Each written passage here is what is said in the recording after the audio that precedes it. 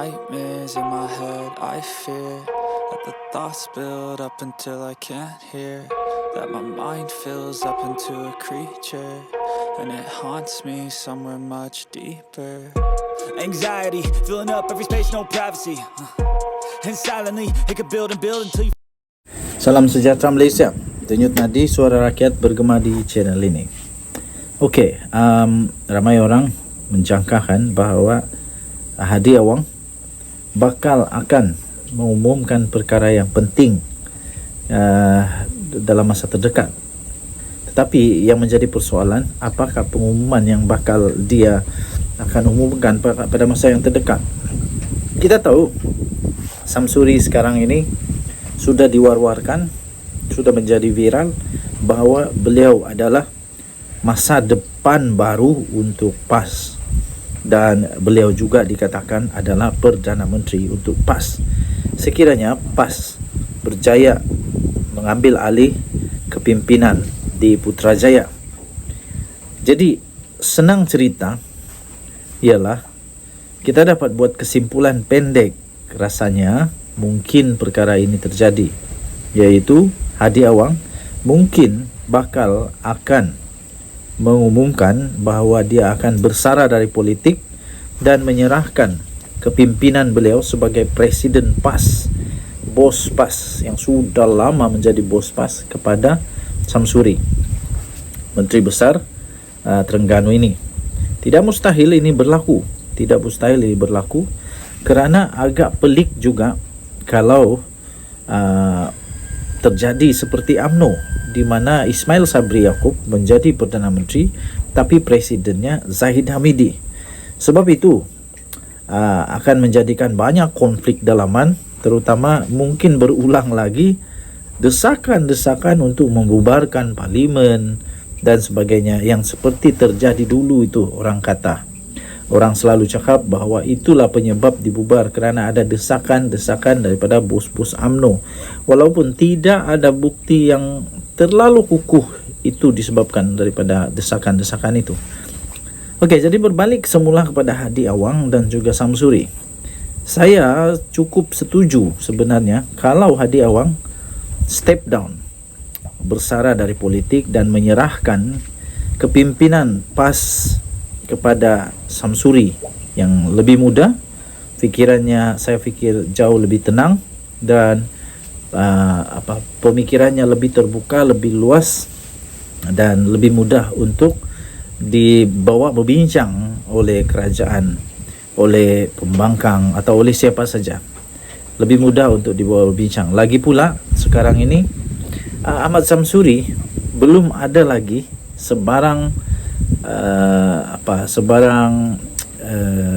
keadaan ataupun sebarang masalah yang berkaitan dengan terlalu ketahuan atau terlalu ketara ekstrimnya politik.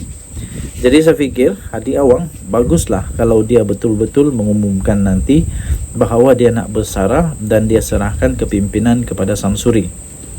Ini akan membuatkan politik negara akan reshape. Saya fikir akan ada banyak perubahan ketara dari segi kepimpinan, dari segi cara pandang pembangkang, cara berbincang pembangkang. Malah kalau betul PAS Samsuri jadi Perdana Menteri, saya fikir akan jauh lebih berbeza daripada cara pentadbiran Hadi Awang. Jadi tidaklah sesuai kalau Hadi Awang masih bos PAS tetapi Perdana Menterinya pula bukan bos. Sebab itu akan banyak konflik dalaman terjadi. Jadi kalau memang betul seperti yang diwar-warkan, seperti yang diteka-teka, seperti yang dijangka oleh ramai pemerhati politik, iaitu Hadi Awang patutlah untuk melepaskan jawatannya dan membiarkan ada tampuk kepimpinan baru, terutamanya kalau mereka memang mahu supaya Samsuri jadi Perdana Menteri. Saya fikir supaya tidak ada konflik dalaman, tidak ada kelainan pendapat, tidak ada perselisihan pendapat, lebih baik Hadi Awang letak jawatan. Begitu juga dengan yang lain-lain tuh, kepimpinan lebih baik tukarlah dengan yang sesuai, yang ngam, yang ada chemistry dengan Menteri Besar Terengganu ini yang baru menang. Okey, so rasanya boleh diagak apa akan terjadi di dalam PAS. Boleh diagak bahawa kemungkinan dan hanya spekulasi saja, kemungkinan adanya perubahan kepimpinan, dan kita menyambut baik sekiranya memang ada perubahan dalam kepimpinan. Dan kita berharap sekiranya Samsuri benar-benar menjadi calon Perdana Menteri, kita mohon supaya beliau dapat mengubah sentimen, paradigma dan stigma masyarakat kepada PAS, supaya PAS lebih mudah untuk diterima, tidak dilabel sebagai parti ekstrim dan macam-macam lagi lah label-label yang diberikan kepada mereka yang dilihat oleh ramai pihak lah. Jadi harap-harap kalau memang betul Hadi Awang akan meletak jawatan, Samsuri dapat membuat satu pembaharuan, reshape semula PAS, reshape semula Perikatan Nasional. Tahniah diucapkan kepada Samsuri yang telah menang di PRK Kemaman. Denyut nadi suara rakyat bergema di channel ini. Bye-bye.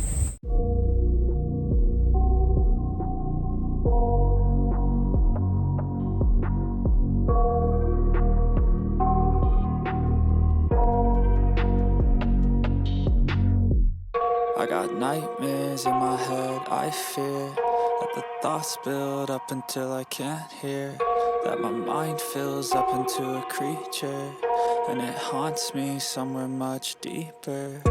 Anxiety, filling up every space, no privacy. And silently, it could build and build until you...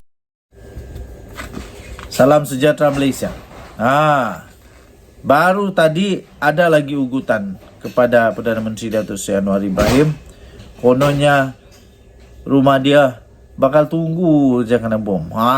Ini kawan saya kata, apalagi kawan saya pun naik darah. Meradang juga dia. Dia kata begini, orang-orang yang macam ni baguslah dibuang negara kah? Pihak polis bolehlah ini cadangan dari itu kawan, tapi agak tidak masuk akal, tapi mungkin boleh dibuat. Kalau keterlaluan sudah patut dibuat, saya pun tidak pastilah. Sila berikan komen kamu.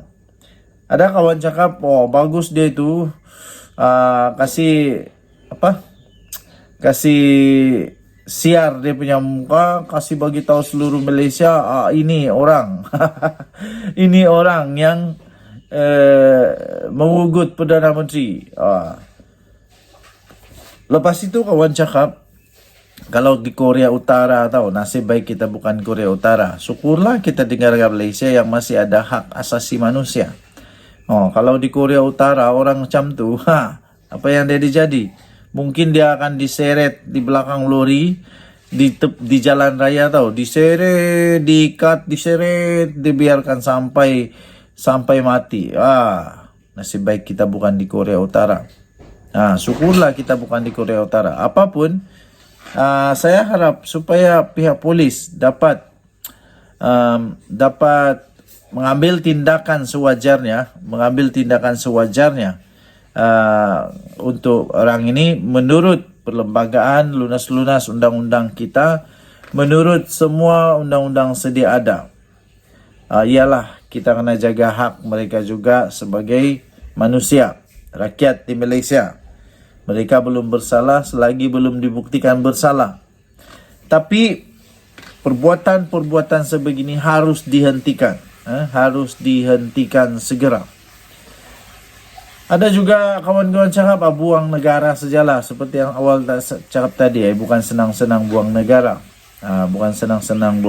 Tapi mungkin cukuplah untuk kasih dulu pengajaran, denda, kasih masuk penjara kah, kasih masuk jail kah. Lepas tu kalau dia penjawat awam, bagi dia pengajaran sikit, boleh kasih gugurlah dia daripada kerja kah, biar dia tahu. Sebab mengugut ini jenayah. Jadi kalau kena penjara, kena denda, gelap masa depan, baru mau menyesal pun tiada guna sudah. Selepas ini muncul lagi pula. Kata Anwar zalim lah, kata Anwar itulah, inilah. Saya bukan penyokong Datuk Seri Anwar Ibrahim, bukan. Saya tak pernah undi Anwar Ibrahim. Saya beritahu terus terang, saya tidak pernah undi Perdana Menteri Datuk Seri Anwar Ibrahim pada PRU kah, PRN kah, PRK kan, tidak pernah. Saya tidak pernah undi dia. Kenapa saya tidak pernah undi dia? Sebab dia tidak pernah bertanding di tempat kami. Jadi saya tidak pernah undi ya, saya tidak pernah undi dia. Tapi saya tetap tidak suka, saya tetap tidak sokong, dan saya tetap mengecam kepada tindakan-tindakan pelaku-pelaku begini nih. Okey, tinggalkan komen anda. Harap-harap lepas ini jangan lagi ada orang-orang yang tidak cukup otak, ataupun yang masuk angin di otak kah, atau penuh ayak ke dalam otak kah, itu yang masalah. Okey, kita biarkan Polis Diraja Malaysia untuk melaksanakan tugas mereka. Bye-bye. Salam sejahtera Malaysia. Denyut nadi suara rakyat bergema cerita channel ini. Pagi-pagi ini saya terkejut bila dapat berita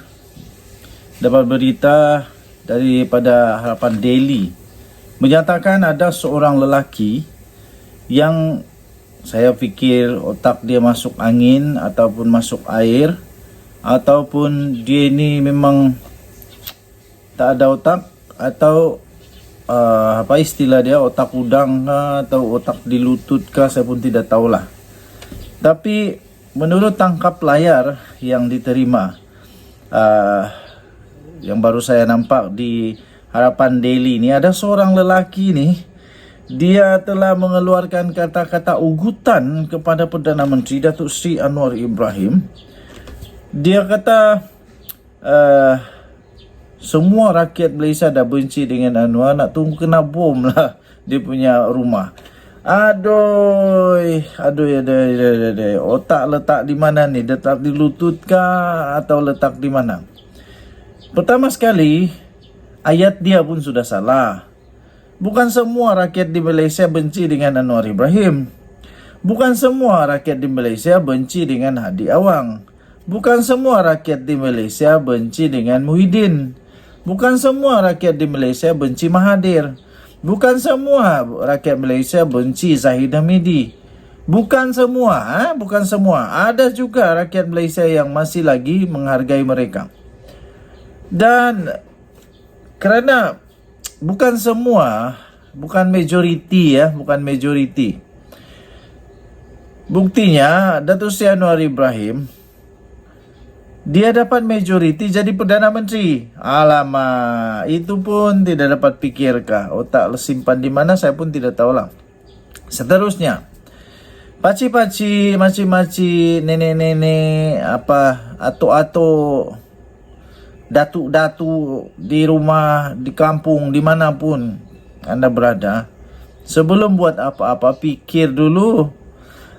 Sekarang lelaki ni pasti sudah dalam masalah besar. Tak lama lagi, saya boleh confirm tak lama lagi kalau ada laporan polis dibuat, tak lama lagi dia akan kena angkut lah. Sudah kena angkut lepas ini, baru tahu dunia ini besar ke kecil. Okey, walaupun begitu, lelaki itu berkata dia punya akaun kena godam. Akaun dia kena godam. Tapi nanti polis tahulah sesat. Akaun kena godam atau otak yang kena godam. Yang saya tidak faham, kenapa orang benci sangat? Kenapa orang benci sangat dengan Perdana Menteri Datuk Seri Anwar Ibrahim?